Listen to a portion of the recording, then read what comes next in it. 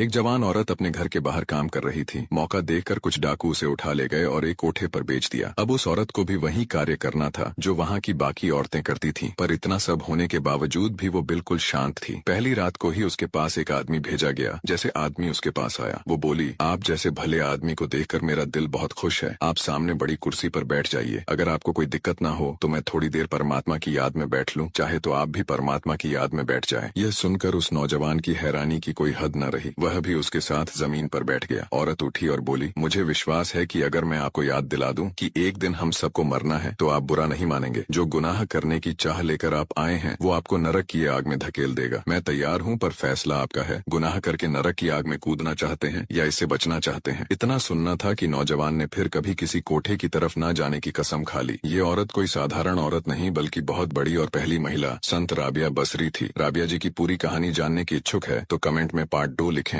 एक बार एक पिता ने अपनी बेटी की सगाई करवाई। शादी से एक सप्ताह पहले लड़के वालों ने लड़की के पिता को अपने घर खाने पर बुलाया। उस लड़की के पिता गए तो लड़के वालों ने बड़े ही आदर सत्कार से उनका स्वागत किया। फिर लड़की के पिता के लिए चाय आई। लड़की के पिता को शुगर था, लेकिन चाय की पहली चुस्की लेते ही वो चौंक से गए। चाय में चीनी बिल्कुल भी नहीं थी। जब दोपहर में उन्होंने खाना खाया वो बिल्कुल उनके घर जैसा लगा। वहाँ से विदा लेते समय उनसे रहा नहीं गया तो वे हैरानीवश पूछ बैठे, श्रीमान जी, मुझे क्या खाना है, क्या पीना है, ये आपको कैसे पता है? तभी बेटी की सास ने धीरे से कहा कि कल रात को ही आपकी बेटी का फोन आ गया था और उसने बेहद विनम्रता से कहा था कि मेरे पापा स्वभाव से बड़े सरल हैं, कहेंगे कुछ नहीं, लेकिन अगर हो सके तो आप उनका ध्यान रखिएगा। लड़की के पिता जब अपने घर पहुंचे तो घर के ड्राइंग रूम में लगी अपनी स्वर्गवासी माँ के फोटो से हार निकाल दिया। जब पत्नी ने उनसे पूछा तो लड़की के पिता बोले, मेरा आजीवन ध्यान रखने वाली मेरी माँ इस घर से कहीं नहीं गई है, बल्कि वो तो मेरी बेटी के रूप में इस घर में ही रहती है। इतना कह वो रो पड़े। दोस्तों, बेटियां कभी भी अपने माँ बाप के घर से नहीं जाती, बल्कि वो हमेशा उनके दिलों में रहती है। एक गांव में आग लग गई।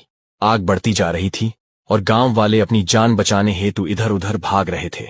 एक चिड़िया ने यह दृश्य देखा और अपनी चोंच में पानी भरकर आग बुझाने का प्रयास करने लगी। वो बार बार अपनी चोंच में पानी लाती और आग पर डालती। जब गांव वालों ने चिड़िया को आग पर पानी डालते देखा तो उनमें भी जोश आ गया और बोले कि अगर ये चिड़िया प्रयास कर रही है तो हम क्यों नहीं कर सकते। सबने प्रयास किया और आग बुझ गई। ये सब एक कौवा देख रहा था। उसने चिड़िया से कहा कि तेरे पानी डालने से कुछ होना तो था नहीं, फिर तू ये क्यों कर रही थी? चिड़िया बोली, मेरे पानी डालने से कुछ हुआ या नहीं हुआ, लेकिन मुझे गर्व है कि जब भी इस आग की बात होगी तो मेरी गिनती आग बुझाने वालों में होगी, तेरी तरह तमाशा देखने वालों में नहीं। निष्कर्ष, हमें परिस्थितियों से हार नहीं माननी चाहिए और सदैव अपना सर्वश्रेष्ठ प्रयास करना चाहिए। हमें साहसी और हौसलेमंद बनकर दूसरों के लिए प्रेरणा बनना चाहिए। एक बार इंसान ने कोयल से कहा, तू काली ना होती तो कितनी अच्छी होती। सागर से कहा, तेरा पानी खारा ना होता तो कितना अच्छा होता। गुलाब से कहा, तुझ में कांटे ना होते तो कितना अच्छा होता। तब तीनों एक साथ बोले, हे इंसान, अगर तुझ में दूसरों की कमियों देखने की आदत ना होती तो तू कितना अच्छा होता। निष्कर्ष, हर किसी की अपनी अपनी खूबियां और कमियां होती हैं। हमें दूसरों की कमियों पर ध्यान देने की बजाय उनकी खूबियों को देखना चाहिए।